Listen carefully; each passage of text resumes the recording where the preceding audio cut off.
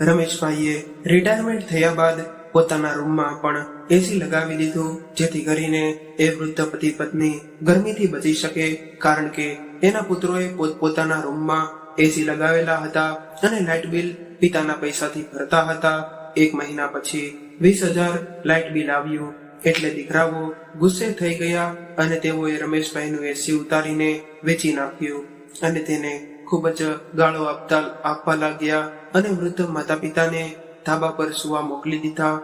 ઉનાળાની ગરમીને લીધે રમેશભાઈ અને એના પત્ની બીમાર થઈ ગયા એટલે તેઓ ઘર છોડીને જતા રહ્યા અને બીજા દિવસે દીકરાઓના કામ પર જવા માટે બહાર નીકળ્યા ત્યારે તેની આંખો ફાટીને પહોળી થઈ ગઈ, કારણ કે ઉનાળાની બપોરે જ્યારે રમેશભાઈ ઘરે પાછા આવ્યા ત્યારે તેઓ તેની પત્ની સામે બેઠી હતી અને રમેશભાઈને શ્વાસ ચડી રહ્યો હતો, એટલે કે એ કહેવા લાગ્યા કે મને થોડું ઠંડુ પાણી પીવડાવ અથવા તો લીંબુ શરબત બનાવી દે, મને આજે ગભરામણ જેવું થઈ રહ્યું છે.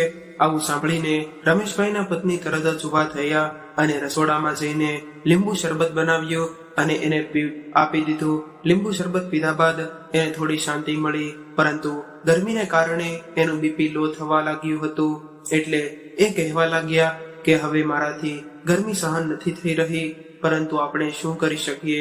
મોંઘવારી પણ એટલી બધી વધી રહી છે અને ખર્ચા એટલા બધા છે કે મહિનો પૂરો થાય એ પહેલા જ પૈસા પૂરા થઈ જાય છે. ત્યારે એના પત્ની કહેવા લાગ્યા કે આપણા બંને દીકરાઓના રૂમમાં એસી લગાવેલા છે, એટલે આપણે એવું કરીએ કે આપણે પણ કોઈ સેકન્ડ હેન્ડ એસી આપણા રૂમમાં લગાડી દઈએ. અને આજકાલ તો હપ્તા પર પણ એસી મળે છે અને મેં એવું સાંભળ્યું છે કે હવે તો એવા એસી પણ આવી ગયા છે જેમાં વીજળીનું બિલ ખૂબ જ ઓછું આવે છે. ત્યારે રમેશભાઈ કહેવા લાગ્યા કે તારી વાત સાચી છે, વાસ્તવમાં મેં એક એફડી મૂકી છે જે આ મહિને પાકવાની છે, એમાંથી 50,000 રૂપિયા આવવાના છે અને એટલામાં એક એસી આવી જશે. જો 2 રૂમના એસીનું બિલ ભરી શકાય છે તો આપણું પણ ભરાઈ જશે. આમ પણ બિલ તો મારા પેન્શનમાંથી જ ભરવામાં આવે છે. આવું સાંભળીને રમેશભાઈના પત્નીએ રાહતનો શ્વાસ લીધો.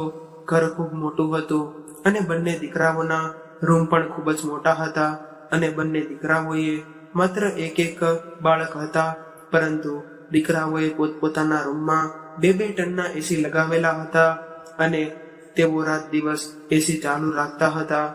લગ્ન થયા બાદ તરત જ બંને વહુઓએ સાસુ સાથે થોડી દૂરી બનાવી રાખી હતી અને ન તો તેઓએ સાસુ સસરાની કોઈ જવાબદારી લીધી હતી. એ પોતાનું ખાવાનું જાતે બનાવતા હતા. જ્યારે એમણે જોતું હોય કે વહુઓ સીધી રીતે વાત નથી કરતી કે ન તો એનું કામ કરવા માંગે છે, તો કોઈ પણ લડાઈ ઝઘડા વગર તેમણે પોતે જ કહી દીધું કે બેટા, તમે લોકો અમારા બંનેની ચિંતા ન કરો, બસ તમે પોતપોતાના પતિઓનું ખાવાનું બનાવી નાખજો, હું અમારું ખાવાનું બનાવી લઈશ. અને ઘરનું વાતાવરણ પણ એટલા માટે સારું હતું કારણ કે રમેશભાઈની પત્નીએ ક્યારેય સાસુ બનવાની કોશિશ નહોતી કરી, એટલે એ પોતાનું અને રમેશભાઈનું ખાવાનું જાતે જ બનાવતા હતા. પરંતુ ઘરનો ખર્ચો ભેગો હતો. વીજળીનું બિલ રમેશભાઈના પેન્શનમાંથી ભરવામાં આવતું હતું, રાશન પણ એક જ જગ્યાએથી આવતું હતું, એટલે જેને જે રાંધવું હોય એ રાંધી લેતા. પરંતુ રમેશભાઈને ચોક્કસપણે પોતાના પુત્રો સામે એવી ફરિયાદ રહેતી હતી કે સમગ્ર જીવન દરમિયાન તેઓએ પુત્રોને ઉછેરવામાં ઘણી બધી કુરબાનીઓ આપી છે, પરંતુ તેઓના પુત્રોએ લગ્ન કરીને પોતાની પત્નીઓનો સાથ આપ્યો હતો. બીજા જ દિવસે મહેશભાઈની પત્નીની બહેનનું અવસાન થઈ ગયું અને રમેશભાઈની તબિયત પણ સારી ન હતી, એટલે તેઓ મુસાફરી કરવા નહોતા માંગતા, પરંતુ એના પત્ની રડી રહ્યા હતા, એટલે એમણે એને ગામડે મોકલી દીધા. અને તેઓ જાણતા હતા કે 10 થી 15 દિવસ પહેલા એ પાછી નહીં આવે, એટલે 10-15 દિવસ સુધી ખાવા પીવાની જવાબદારી બંને વહુ ઉપર આવી ગઈ હતી. પરંતુ બંનેના મોઢા ચડેલા હતા. રમેશભાઈને ડાયાબિટીસની બીમારી હતી, એટલે તેઓ સવારે 9 વાગ્યે નાસ્તો કરી લેતા, પરંતુ વહુ 11 વાગ્યા સુધી એસી વાળા રૂમમાંથી બહાર નીકળતી જ ન હતી. રમેશભાઈએ બંને દીકરાઓને એવું કહ્યું કે જ્યાં સુધી તમારી માં પાછી ન આવે ત્યાં સુધી તમારી પત્નીઓને કહી દેજો કે હું સવારે 9 વાગ્યે નાસ્તો કરું છું, એટલે તેઓ ઉઠીને મારા માટે નાસ્તો બનાવી આપે. આવું સાંભળીને બંને દીકરાઓ મોઢું બગાડીને પોતપોતાના રૂમમાં જતા રહ્યા. પરંતુ હવે બંને મૂંઝવણમાં મુકાઈ ગયા હતા, કેમ કે તેઓ જાણતા હતા કે પત્નીઓ ધીરજ રાખવા વાળી કે સેવા કરવા વાળી બિલકુલ નથી. બીજા દિવસે સવારે 9 વાગ્યે બંને દીકરાઓની પત્નીઓ રસોડામાં હાજર હતી અને જોર જોરથી વાસણો પછાડી રહી હતી. રમેશભાઈ જ્યારે પોતાના રૂમમાંથી બહાર આવ્યા તો વહુઓની બડબડાટ સાંભળી લીધી અને મોટી વહુ નાની વહુને કહી રહી હતી કે ડોશી તો બહાનું બનાવીને ગામડે જતી રહી છે અને આ મુસીબત આપણા ગળે બાંધતી ગઈ છે. ત્યારે નાની વહુ કહેવા લાગી કે એક તો આ ડોસાના વધારે પડતા નખરા છે, એને 9 વાગ્યે નાસ્તો જોઈએ, બપોરનું ખાવાનું 1 વાગ્યે જોઈએ અને સાંજે 4 વાગ્યે ચા જોઈએ. એક તો બાળકો આખી રાત સુવા નથી દેતા અને સવારે ઉઠો તો આ મહારાજ માટે નાસ્તો બનાવવાનો. વહુઓની આવી વાતો સાંભળીને રમેશભાઈનું મન ઉદાસ થઈ ગયું, કેમ કે તેઓ ઉઠે એ પહેલા જ એની પત્ની એની સામે નાસ્તો મૂકી દેતી. નાસ્તામાં એ સાબુદાણા લેતા હતા, પરંતુ ખાંડ વગરના, અને ચા પણ ખાંડ વગરની પીતા હતા. પરંતુ વહુઓએ બેકરીના બિસ્કિટ અને 1 કપ ચા બનાવીને ટેબલ પર મૂક્યો હતો. રમેશભાઈએ ચાનો પ્રથમ ઘૂંટ માર્યો ત્યારે ખબર પડી કે વહુએ ચામાં ખાંડ નાખેલી છે, એટલે એણે ચા ન પીધી અને ઊભા થઈને રસોડામાં ગયા અને જોયું તો આખું રસોડું વેર વિખેર પડ્યું હતું. જો કે એની પત્નીને ખૂબ જ ચોખ્ખાઈ અને સફાઈ પસંદ હતી, પરંતુ વહુઓએ એની ઈચ્છા હોય તો કામ કરતી અને ક્યારેક ક્યારેક તો એવું પણ બનતું કે બંનેમાંથી કોઈ પણ વહુ ખાવાનું પણ નહોતી બનાવતી અને બંને પુત્રો એની મા પાસે ખાવાનું બનાવડાવતા હતા અને રમેશભાઈના પત્ની બિચારા ચૂપ રહીને બાળકોને પણ ખાવાનું ખવડાવતા હતા અને તાજી રોટલીઓ બનાવીને આપતા હતા.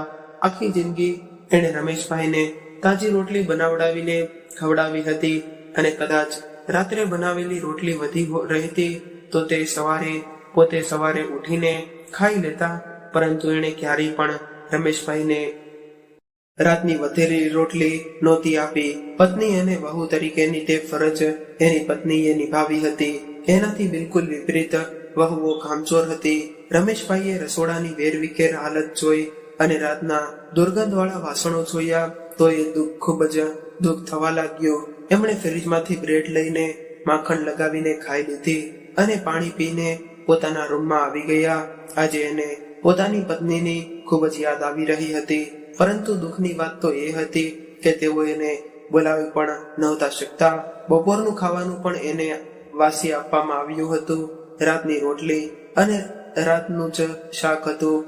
એક તો ખૂબ જ ગરમી હતી અને ગરમીને કારણે ફ્રીજ પણ કામ કરવાનું બંધ કરી દીધું હતું, એટલે શાક પણ ખરાબ થઈ ગયું હતું અને એમાંથી દુર્ગંધ આવી રહી હતી. ત્યારે રમેશભાઈ એવું વિચારી રહ્યા હતા કે આજ સુધી આ 34 વર્ષમાં મારી પત્નીએ મને ક્યારેય વાસી રોટલી નથી ખવડાવી અને વાસી શાક જોઈને તેઓ પરેશાન થવા લાગ્યા.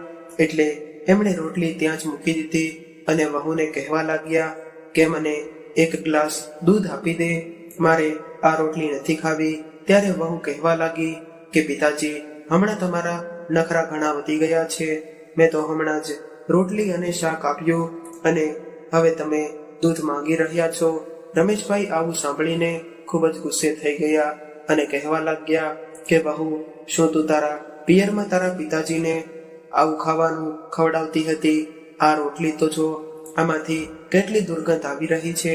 પરંતુ રમેશભાઈના પત્ની એવું કહીને ગયા હતા કે વહુ સાથે વધારે મગજમારી ન કરતા, એટલે રમેશભાઈ શાંત થઈ ગયા અને આટલું સાંભળીને વહુનું મોઢું ફૂલી ગયું અને તેનો ચહેરો લાલ પીળો થઈ ગયો અને કહેવા લાગી કે પિતાજી, તમારે તાજું ખાવાનું ખાવું હોય તો માજીને બોલાવી લ્યો. અમારી પાસે તમારા ખાવાના નખરા નહીં ચાલે. તમારે તો રોજ રોજ નવું નવું ખાવું હોય. અમારે એવી નવરાઈ નથી કે અમે તમારા નખરા સહન કરતા રહીએ. તમે તો એવી રીતે નખરા કરી રહ્યા છો કે જાણે આખા ઘરનો ખર્ચો તમે ઉપાડી રાખ્યો હોય. મોટી વહુએ જરા પણ સંકોચ રાખ્યા વગર ઘણી બધી વાતો કહી દીધી અને એ પોતાના રૂમમાં જતી રહી. રમેશભાઈનો પુત્ર દરવાજે ઊભો રહીને આ બધું જોઈ રહ્યો હતો. આ સમયે એ 8 વર્ષનો હતો. ત્યારે રમેશભાઈએ પોતાની આંખોમાંથી આવતા આંસુને સાફ કર્યા અને તેનો પુત્ર ઝડપથી રસોડામાં ગયો અને ફ્રીજમાંથી એક ગ્લાસ દૂધ લઈને દાદા પાસે મૂકી દીધું અને કહેવા લાગ્યો કે દાદા, આ દૂધ પી લ્યો. પોતાના પૌત્રને જોઈને રમેશભાઈને એના પર ખૂબ જ પ્રેમ આવ્યો અને એને પકડીને પોતાના ખોળામાં બેસાડી દીધો અને એને વહાલ કરવા લાગ્યા અને કહેવા લાગ્યા કે બેટા, તું મારું લોહી છે, એટલે તારાથી સહન ન થયું કે દાદાજી ભૂખ્યા બેઠા છે.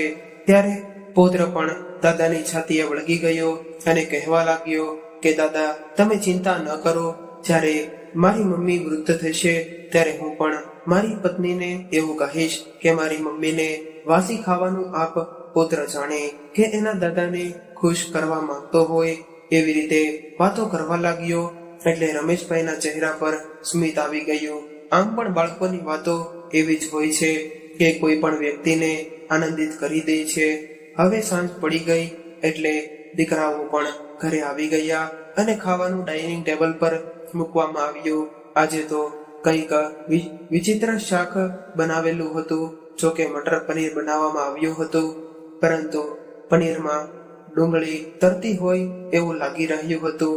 આવું જોઈને રમેશભાઈ કહેવા લાગ્યા કે આ શું બનાવ્યું છે? દીકરા, તારી માં એ આવું ખાવાનું તમને ક્યારે ખવડાવ્યું છે? અરે, તમારી પત્નીઓ તો સ્ત્રીઓના નામ પર કલંક છે. ત્યારે દીકરો કહેવા લાગ્યો કે પિતાજી, એવું ખરાબ પણ નથી બન્યું કે એણે એ જ મટર પનીર પોતાની થાળીમાં નાખ્યો અને પુત્ર સાથે ખાવા લાગ્યો અને કહેવા લાગ્યો કે જુઓ પિતાજી, મારી માને સારું ખાવાનું બનાવતા આવડતું હતું અને ઘરને સાફ સુથરું રાખતા આવડતું હતું, કારણ કે એ ભણેલી ગણેલી ન હતી. પરંતુ અમારી પત્નીઓ તો આજકાલની મોડર્ન છોકરીઓ છે અને હાઈ એજ્યુકેશન મેળવી લે એટલે એને ઘરના કામકાજ અને સારી રીતે વાત શીખવાનો સમય ન મળે, એટલે અમે પણ એની સાથે એડજસ્ટ કરીને રહીએ છીએ. ત્યારે રમેશભાઈ કહેવા લાગ્યા કે સારું શિક્ષણ મેળવ્યું છે તો એને પોતાના બાપ સમાન સસરા સામે જીભ ચલાવતા કેમ આવડે છે? સારું શિક્ષણ તો સારી વાત શીખવે છે. આના કરતા તો તારી અભણ સારી માં હતી, જે આજ સુધી ક્યારેય મારા માતા પિતા સામે એક શબ્દ પણ નથી બોલી કે ન ક્યારેય મને આવું ખાવાનું ખવડાવ્યું છે. લગ્ન પહેલા તો તમારા બંને ભાઈઓના ઘણા બધા નખરા હતા. કદાચ થોડું ઘણું દાળ અને શાકમાં મરચું મીઠું વધી ગયું હોય અથવા તો ઓછું થઈ ગયું હોય તો તમે ગુસ્સે થઈ જતા અને એવું કહેતા કે માં, તે આ શું કરી દીધું? અમે થાકીને ઘરે આવીએ છીએ તો ખાવાનું તો સરખું આપ, અને આ ભોજનથી તમને લોકોને કોઈ પ્રોબ્લેમ નથી. હવે તમે લોકો ખૂબ આરામથી ખાઈ રહ્યા છો. આવું કહીને તેઓ ખુરશી પાછળ કરીને ટેબલ પરથી ઊભા થઈ ગયા અને કહેવા લાગ્યા કે દીકરા, જમ્યા બાદ મને બજારમાંથી દહીં લાવી આપ, હું દહીં સાથે રોટલી ખાઈ લઈશ. ત્યારે દીકરો બોલ્યો કે સારું પિતાજી, હું જમ્યા પછી તમને દહીં લાવી આપું છું. બીજું કંઈ જોતું હોય તો અત્યારે જણાવી દો. એટલે રમેશભાઈ કહેવા લાગ્યા કે સવારે નાસ્તામાં મને બ્રેડ અને સાદું દૂધ જોઈએ છે, એટલે બ્રેડ પણ લેતો આવજે અને તમારી પત્નીઓને કહી દેજે કે એના રૂમમાં બેસી રહે. મારે કોઈ જરૂર નથી મારો નાસ્તો બનાવવાની. આટલું કહીને તેઓ ગુસ્સો કરીને પોતાના રૂમમાં જતા રહ્યા. રમેશભાઈના પત્ની એના પિયરમાં ગયા હતા. એને હજુ તો 24 કલાક થયા હતા, પરંતુ આટલા સમયમાં એની એવી હાલત થઈ હતી કે મજબૂરીમાં એની પત્નીને ફોન કરવો પડ્યો. ત્યારે એના પત્ની આશ્વાસન આપીને કહેવા લાગ્યા કે તમે થોડા દિવસ સહન કરી લ્યો, કેમ કે મારી બહેનનું અવસાન થયું છે અને એના બાળકો હજુ પણ ખૂબ જ રડી રહ્યા છે અને એ લોકો કહે છે કે માસી, તમે થોડા દિવસ અમારી સાથે રહો. ત્યારે રમેશભાઈ બોલ્યા કે કદાચ તું ત્યાં રોકાઈ રહીશ તો હું અહીંયા મરી જઈશ. આવું સાંભળતા જ એ કહેવા લાગ્યા કે તમે કંઈ નહીં થાય, તમે કેમ આવી વાતો કરી રહ્યા છો? એટલે રમેશભાઈ બોલ્યા કે આ બંને વહુએ તો મારું જીવન હરામ કરી નાખ્યું છે. ક્યારેક તેઓ કડવી ચા મારી સામે મૂકે છે તો ક્યારેક વાસી રોટલી પણ વાસી શાક ખવડાવે છે. તું તો જાણે છે કે મને આવું ખાવાની આદત નથી, અને કદાચ કંઈક કહી દઉં તો સામે જીભ ચલાવે છે, અને મારાથી તો આ બધું એક દિવસ પણ સહન નથી થતું. એટલે જેટલું બને એટલું જલ્દી તું પાછી આવી જા. હવે 4 દિવસ રમેશભાઈએ દહીં સાથે બ્રેડ ખાઈને વિતાવ્યા હતા, અને 4 દિવસ બાદ એની પત્ની પણ પાછી આવી ગઈ. ત્યારબાદ રમેશભાઈએ શાંતિનો શ્વાસ લીધો, પરંતુ એ ગરમીથી પરેશાન હતી. આખા શરીર પર ગરમીથી અળાઈ નીકળી હતી. એટલે એ કહેવા લાગી કે ગામડે પણ ખૂબ જ ગરમી હતી, પરંતુ મારી બહેનના રૂમમાં એસી લગાવેલું હતું, એટલે મને ત્યાં જ સુવડાવતા હતા. એટલે રાત સારી રીતે પસાર થઈ જતી હતી. થોડા દિવસ બાદ રમેશભાઈની એફડી પાકી, એટલે તેમણે 1 ટનનું એસી લીધું અને પોતાના રૂમમાં લગાવી દીધું. આ જોઈને બંને વહુઓ અને પુત્રોની તો જાણે આંખો પહોળી થઈ ગઈ હોય. હવે એસી ચાલુ થયું એટલે રમેશભાઈ અને એના પત્ની ખૂબ જ ખુશ થયા, અને રાત્રે બંને પુત્રો એની રૂમમાં આવીને કહેવા લાગ્યા કે પિતાજી, તમે અમને કહ્યું પણ નહીં કે તમે પણ એસી લગાવવા માંગતા હતા. ત્યારે રમેશભાઈ કહેવા લાગ્યા કે મેં તમને બંનેને કહ્યું હતું, પરંતુ તમે બંનેએ વાત પર ધ્યાન ન આપ્યું, અને મેં એક એફડી કરાવેલી હતી જે આજે પાકી ગઈ હતી, એટલે એસી લઈ લીધું. અમે બંનેએ તો તમારી પરવરિશ કરવામાં આખું જીવન વિતાવી દીધું છે, અને અમે એવું વિચારતા હતા કે બાળકોને સારી નોકરી મળી જશે તો અમારા દિવસો સુધરી જશે, પરંતુ કદાચ તમે બંને હજુ સુધી અમારી વાત નથી સમજી શક્યા. ત્યારે જ રમેશભાઈના પત્ની કહેવા લાગ્યા કે બેટા, તારા પપ્પાની એફડી પાકી હતી, અને ગરમીના કારણે અમને શરીરમાં ફોડલા પડવા લાગ્યા હતા, એટલે મારા કહેવાથી જ એમણે એસી લગાવ્યું છે, અને હવે અમારા શરીર પણ વૃદ્ધ થઈ ગયા છે, એટલે વધારે તકલીફ સહન નથી થતી. હવે બંને દીકરાઓ બંને પણ બોલ્યા વગર રૂમમાંથી બહાર નીકળી ગયા. ત્યારબાદ રમેશભાઈ અને એના પત્ની ખૂબ કરકસર કરીને એસી ચલાવતા હતા, જેથી કરીને લાઇટ બિલ ઓછું આવે, પરંતુ વહુઓએ ક્યારેય આ બાબતનું ધ્યાન નહોતું રાખ્યું. વહુઓ તો 24 કલાક એસી ચાલુ રાખતી હતી, અને એ વાતથી પણ રમેશભાઈને કંઈ વાંધો ન હતો. પરંતુ 1 મહિના વીત્યા બાદ જ્યારે 20,000 બિલ આવ્યું તો દીકરાઓ એ હોબાળો મચાવી દીધો, અને કહેવા લાગ્યા કે પિતાજી, તમે જોઈ રહ્યા છો આ મહિને આપણા ઘરનું લાઇટ બિલ કેટલું બધું આવ્યું છે. ત્યારે રમેશભાઈએ ખૂબ જ ગુસ્સો આવ્યો હતો, કારણ કે સામાન્ય રીતે દર મહિને 15-16 હજારનું બિલ તો આવતું હતું, અને એ બિલ એના પેન્શનમાંથી જ ભરવામાં આવતું હતું. એટલે તેઓ કહેવા લાગ્યા કે 20,000 બિલ આવ્યું છે તો શું થઈ ગયું, હવે ઘરમાં 3 એસી ચાલશે તો આટલું તો બિલ આવશે જ ને. એટલે દીકરો કહેવા લાગ્યો કે આટલું બધું બિલ આવશે તો કોણ ભરશે. ત્યારે રમેશભાઈ બોલ્યા કે દીકરા, આમ પણ પહેલાથી જ મારા પેન્શનમાંથી લાઇટ બિલ ભરવામાં આવી રહ્યું છે, અને કદાચ 5,000 વધારે આવ્યું છે, અને તું નાખી દે તો શું વાંધો આવશે.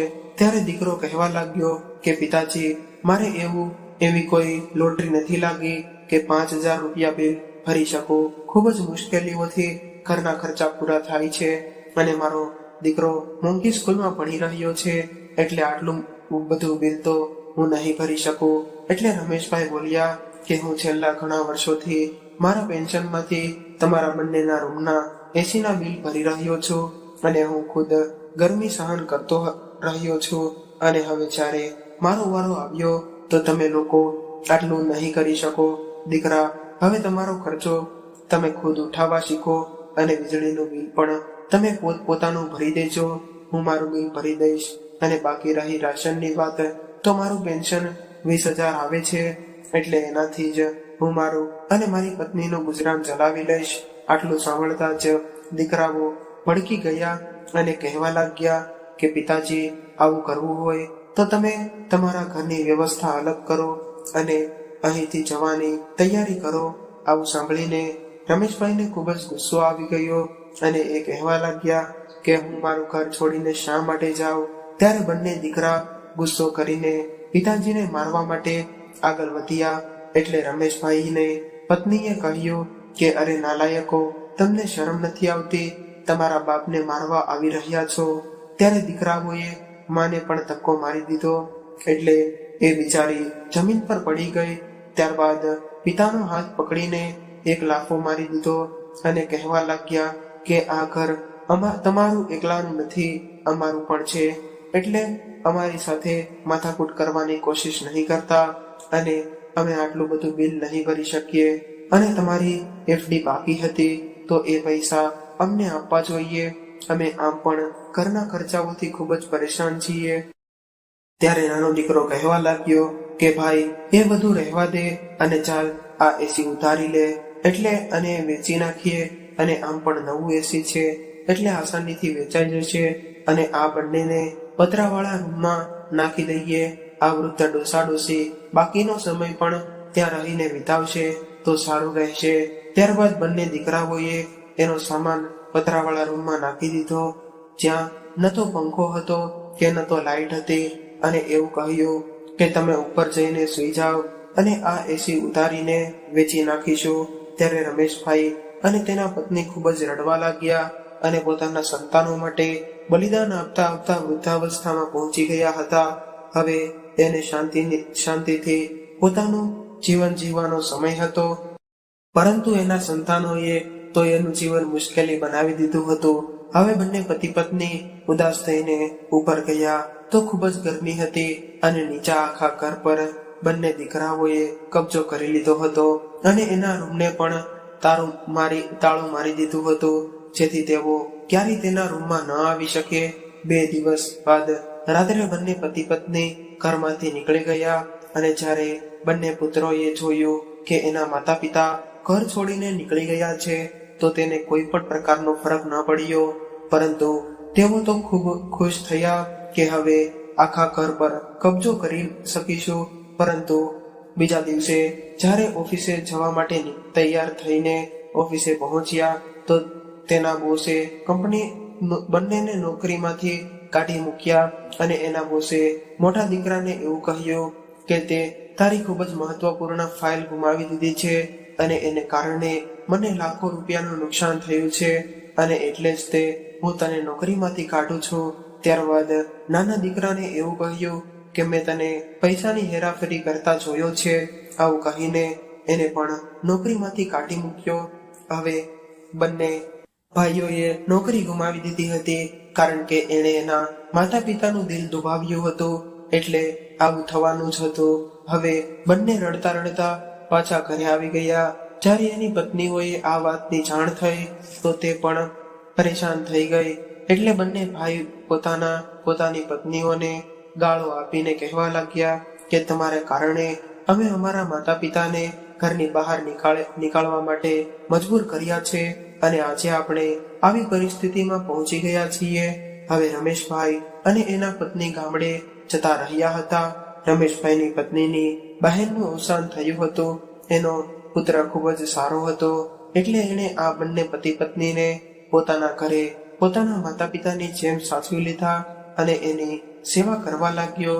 ત્યારબાદ રમેશભાઈ ક્યારેય શહેરમાં ન ગયા, પરંતુ એના દિલમાંથી પોતાના સંતાનો માટે હંમેશા બદદુઆ નીકળતી રહી. આ બાજુ એના બંને દીકરાઓની પરિસ્થિતિ એટલી બધી ખરાબ થઈ ગઈ કે એનું ઘર પણ વેચાઈ ગયું અને પોતાની પત્નીઓ સાથે એના પિયરમાં રહેવા મજબૂર થયા અને હંમેશા એના સાસરિયાના લોકોના મેણા ટોણા સાંભળતા રહ્યા. માતા પિતાના અનાદર ન કરવું એ એનું પરિણામ આવે છે. તો મિત્રો, આજની કહાની તમને કેવી લાગી કોમેન્ટમાં જરૂરથી જણાવજો અને પસંદ આવી હોય તો વિડીયોને લાઈક, શેર અને નવા હોય તો ચેનલને જરૂરથી સબસ્ક્રાઇબ કરજો. હર હર મહાદેવ.